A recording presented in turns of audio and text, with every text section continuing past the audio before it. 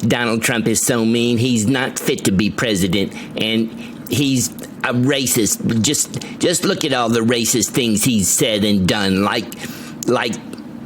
well, and he makes mean tweets and he wants to bring back slavery, and he throws rocks at babies. And I don't know, I haven't heard this, but I think that he probably shoots puppies with BB guns. Thank God we have a decent and gentlemanly man in the White House now. He may be old, but at least he's decent and kind, and I like him. Okay, let's stop being so serious and start kidding around here. I'm noticing that the latest left-wing talking point admits that Joe Biden is demented, admits that he's probably got Parkinson's disease, but at least he's a decent man. He's a kind, gentle, decent man. But if you know anything, if you followed him at all for the last 40 years like I have, you would know that he is anything but that. He is not a decent man. And let's just take a look at this here. The topic of this video is his sexual peccadillos, and we'll start with Tara Reade. Tara Reade accused Biden of sexually assaulting her in 1993 when she worked as a Senate aide. She claimed Biden pushed her against a wall, reached up under her skirt, and penetrated her with his fingers. Biden, of course, has denied these allegations. Tara was my next door neighbor, and we became close at that time. You know, I was having a moment outside. I was outside, and I had just received some papers, and I was upset about them. And she came over, and we were talking about violence, because I had experienced violence myself. And she started telling me about Joe Biden. And basically she told me that he put her up against a wall, and he put his hand up her skirt, and he put his fingers inside her. And she was very distraught, and she was very upset, and she was crying. We were just sitting on my front stoop. It was either 1995 or early 1996. I understand you're a Biden supporter. Is that right? That's correct. I'm a strong, lifelong Democrat, and I am a Biden supporter. If you believe her, why you support him? I'm a definite anti-Trumper. So mostly it's an anti-Trump thing. And you know, I saw him on Morning Joe this morning, and he looks very believable too. But I'm hearing this today, and I heard Tara a long time ago telling me that. So I'm struggling with it, with the election now. Well, let me. But I'm still going to vote for her. Now let's just hear it from the horse's mouth here. And I don't mean that to be an insult to her. She's not aged very well, but I wasn't calling her a horse. Okay, so here we go. All my social media was taken under sealed warrants. The only reason I know about the sealed warrants and it was publicized is because a Twitter lawyer had called and told me that this has happened, and they had made a motion in court to tell me. And so this case had impaneled a grand jury, so it went pretty far. So it's just like shy of indictment. But what are they going to indict me for? Well, they won't tell me. Now, as an American citizen, that's infuriating, right? But I think I am confused. I think a lot of people watching this are confused. You, of course, are most famous for recounting in public your experience as sexual assault, and I think it was a sexual assault by then Senator Joe Biden in an elevator when you worked for him. Not an elevator, corridor. Corridor, I beg your pardon. And unlike a lot of people who make these claims, you have contemporaneous evidence in your mother's call to Larry King Live, which came out years later. It's an amazing story. And I think it's a credible story. But what did you do wrong? How did you wind up the subject of a sealed potential indictment of a criminal investigation by the U.S. government? What was your crime? I think not shutting up. I think because I just wouldn't stop talking. I kept trying to push for an investigation. If you recall, Jen Psaki, she was asked one question one time. Peter Juicy, I think, asked the question and said, about me, about Tara Reid. And she said, oh, that's been litigated. It was never litigated. She lied outright. It's never been litigated. It's never been investigated. And I was asking for an investigation. All they did was pay money to have media hit pieces done on me. But of course they did. And you were attacked. The whole believe all women thing turned out not to be true, I guess. Right. No, it's not true. There's no Me Too. There's no Me Too. Yeah, whatever happened to Me Too here?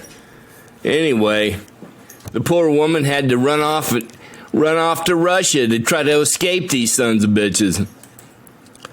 But now let's look into something they had mentioned, something contemporaneous with the event itself. Tara Reid's sexual assault allegation against her former boss, Joe Biden, has not been proven. Likely it never will be. It happened an awfully long time ago, she says. But newly discovered evidence from almost 30 years ago offers surprising support for Reid's claim. This came almost out of nowhere. A clip from Larry King Live, the old 9 p.m. show on CNN, features a call from a woman Reid tells reporters is her mother. Watch this. San Luis Obispo, California. Hello. Yes, hello. I'm wondering what a staffer would do besides go to the press in Washington. My daughter has just left there after working for a prominent senator and could not get through with her problems at all. And the only thing she could have done was go to the press, and she chose not to do it out of respect for him. Or she had a story to tell, but out of respect for the person she worked for, she didn't tell it. That's true. Okay, the guy assaults her, but she doesn't want to go to the press because she respects him. I think the word fear should be transposed there. I think. But anyway, I think the son of a bitch did it when you consider all the other people, and we'll just move on to them right now. Executive editor of the New York Times openly just admitted to all of us that the Biden campaign edited one of his stories. The original story from the Times about Tara Reid's allegations included this absolutely mind-boggling line, quote, "We found no pattern of sexual misconduct by Biden beyond hugs, kisses, and touching that women previously said made them uncomfortable." They then edited that line to remove the part about hugs and touching, but without even noting the correction had occurred. The Biden campaign obviously went apoplectic over that line. Do these people think that we're idiots? Do they think we're not going to notice how they find every possible way to dismiss the allegations of a woman who happens to be accusing a man that they support? It serves no one and nothing for the most prestigious paper in the country to serve so blatantly as a propaganda wing of the Democratic establishment, carrying their water, explaining away their sins, and always with the obvious subtext, well, at least they're better than Trump. Hypocritical, slanted, biased, double standards that this coverage of the Tara Reid's allegations were in comparison to other Times coverage of other allegations. You think people are just going to forget the way that you covered Brett Kavanaugh versus this one, and they're not going to conclude that this is an outrageous political ploy? They know. They're not going to forget. Okay, here we go. 1, 2, 3, 4, 5 women listed here. I have seen and heard 8. But these were 5 that I found on an AI, so I thought I'd go with these. Lucy Flores. Flores accused Biden of inappropriately kissing the back of her head at a campaign event. Amy Lapos. Lapos accused Biden of touching her at a political fundraiser in 2009, claiming he put his hand around her neck and rubbed her nose. Caitlin Caruso. Caruso claimed Biden hugged her just a little too long at a university event in 2016. Hill accused Biden of touching her. DJ Hill accused Biden of touching her at a campaign event when she was 13 years old.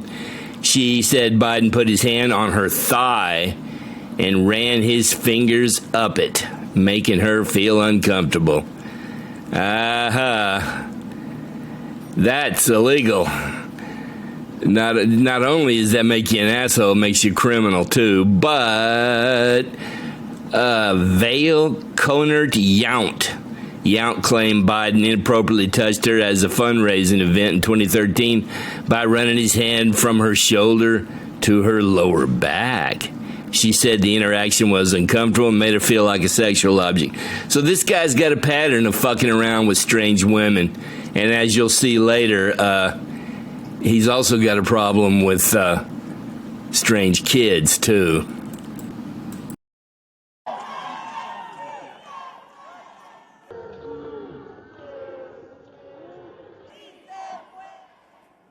Speaking of kids, let's move on to his daughter, Ashley Biden.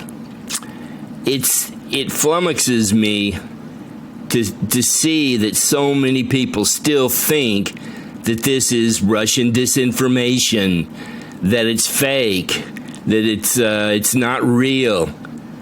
I mean, the poor woman admitted that it was real, and yet no one knows that. All they heard were the initial reports by the talking heads. But essentially, she talked about him getting in the shower with her, and I saw one of the Krasensteins saying that she might have been just a baby. Well, no, she was so afraid of him coming in the shower that she waited till late at night to take a shower. Now, that is not a toddler. Any girl who can do that is old enough for it to matter. And let's just see. And not only did the media report it's being a fake, but the police got involved. Sleepy Joe sicked the law on these people who had the diary. Let's take a look. At this point, and I don't mean to, I don't want to have to get Secret Service involved in this, right? Because it's a whole process. Mm-hmm. But, you know, I am Ashley Biden. It is my stuff. So if you could just skip all of that over, I would really appreciate it. I know you sent a picture to my husband with a camera and a few other things that are mine as well. So that would be really great. Where is a good place for him to meet you?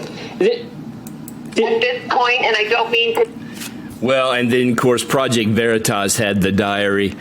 They raided the guy's house, cuffed him, arrested him for a while, and no one ever alleged that Project Veritas stole the diary.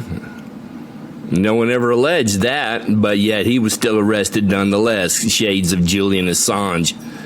So anyway, we've got a serious problem here with this man. I think we do.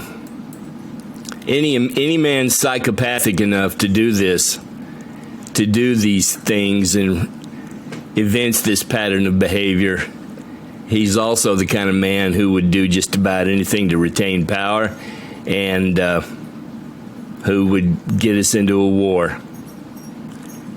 Up to and including World War III to stay in power. But that's just my opinion.